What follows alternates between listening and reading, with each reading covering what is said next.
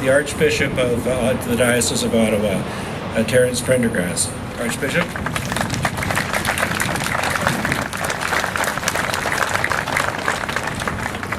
Good afternoon, everyone. Bonjour, bon après-midi. I'm going to begin by reading a statement from Rabbi Reuben Bulka, who wasn't able to be here because it's a Jewish Sabbath. He says, I'm 100% with you. What brings you together today is without doubt the most compelling issue confronting the world today. It is literally the question of to be or not to be. There are pernicious forces, evil forces, who if they had their way would make sure we are not to be. We know this because wherever and wherever they can, that is exactly what they are doing, brutally killing and pillaging. I speak to you as a survivor of many generations of attempts to perpetrate genocide on the Jewish people, including present iterations. The fact that I am here, that the Jewish people are still here, should give you hope, real hope, that Iraqi Christians and other minorities will survive and outlive the evil hate-mongering murderers.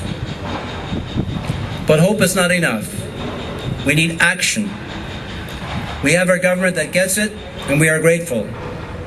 But we need to push hard on all fronts to get the entire civilized world mobilized to fight and to defeat this ugly intrusion on humanity.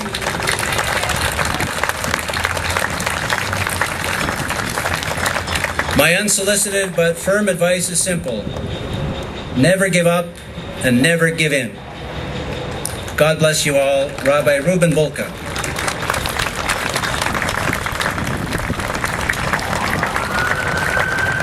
Chers amis, nous nous sommes réunis ici cet après-midi pour exprimer notre solidarité avec les chrétiens du Moyen-Orient, tout particulièrement avec nos frères et sœurs qui en Irak et en Syrie ont enduré les horreurs de la guerre, des privations de toutes sortes, la mort, le manque de logement, de nourriture, de leur gagne-pain.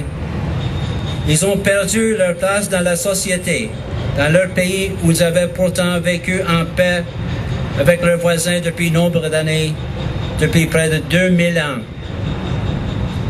Notre préoccupation avec le sort des chrétiens, les Chaldéens, les Syriaques et ceux des autres traditions orientales nous amène à exprimer notre solidarité avec les personnes de toutes minorités qui ont également à souffrir à cause de toutes sortes d'atrocités. Des Yazidis, des musulmans, des juifs, des Kurdes. Tous membres de tous ces groupes ont à composer avec le meurtre, le viol, le vol, l'exil, et ont enduré combien d'autres difficultés qui portent atteinte à leur dignité d'être humain, fait à l'image et la ressemblance de Dieu. I have three things to tell you this afternoon, my dear friends. First, I thank you. Thank you for your time and courage to express your outrage at the heinous persecutions of the peoples of the Middle East by ISIS. Second, you have the power to help change this situation. Third, you are not alone. People across Canada and around the world will not tolerate this injustice. We are here to express solidarity with the Christians of the Middle East, especially in Iraq and Syria. They are victims of every manner of horror, death, torture, deprivation of homes and businesses. They have been forced from their rightful place in a society where they have lived in peace with their neighbors for close to 2,000 years. We also express our solidarity with other religions and ethnic minorities who suffer, the Yazidis, the Muslims, the Jews, and the Kurds. They have been killed, raped, robbed, displaced, and otherwise abused in ways that trample on their human dignity. And human dignity comes from our creation in the image and likeness of God. We are dismayed that governments in Iraq and Syria are unable to overcome the hatred and violence that ISIS has unleashed on men, women, and children. Please pray that these responsible for this brutality come to their senses, cease their atrocities, and repent of this evil. Their actions carry the signature of evil incarnate.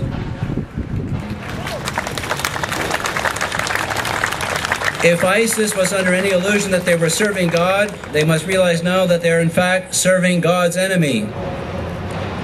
A few days ago, the Prince of Wales donated to the charity Aid to the Church in Need.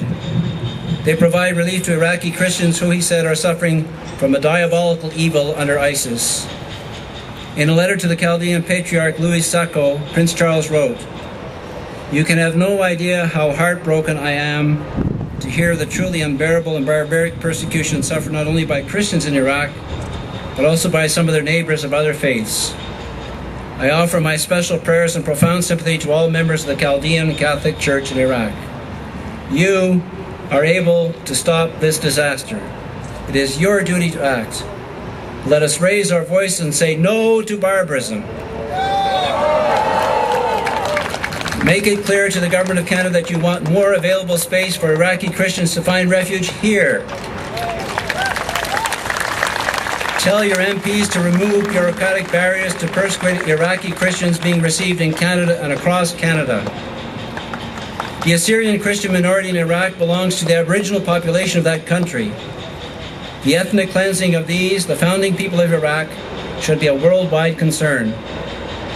The international community must create safe havens for the Christians, Yazidis, Mandeans, and others in the plain of Nineveh. Pope Francis has expressed his closeness to those suffering and sent a personal envoy to monitor the treatment of Christians and other minorities at the hands of ISIS militants. Dearest brothers and sisters so persecuted, the Pope said, I know how much you suffer. I know that you are deprived of everything. I am with you in your faith in him who conquered all. Gatineau Archbishop Paul-André Durocher, the president of our Conference of Bishops, has called for easier refugee sponsorship, more diplomatic efforts on behalf of Iraqi minorities by Canada, and the safeguarding of freedom of conscience and religion. He also asked Catholics in Canada to donate to Catholic Near East Welfare Association, to Aid to the Church in Need, and the Canadian Catholic Organization for Development and Peace. Earlier this week, the Department of Foreign Trade and Development announced the gift of $1 million to Development and Peace, and we thank them for that. Carl Haytu, who is on the podium here and will speak to you briefly, is the head of Kanewa Canada, which has started an emergency campaign to fund Iraqi clergy who are providing water, food, medicine, and pastoral care to Christians fleeing ISIS on foot. Today, I echo the call of the Chaldean Patriarch of Babylon, Louis Raphael Sacco, for Iraqis to turn from their current path of violence, which threatens Christian and Muslim coexistence. This path, if not stopped, will lead, he said, to a human, civil, and historic catastrophe. I stand with you who pray and work for peace. I stand with you who send emergency funds to the victims of persecution. I stand with you who petition our government to act. Keep up your voice so that the world will heed your plea for reconciliation, harmony, and peace. This is the true root of brotherhood at the heart of all authentic religion. God bless you all. Thank you very much.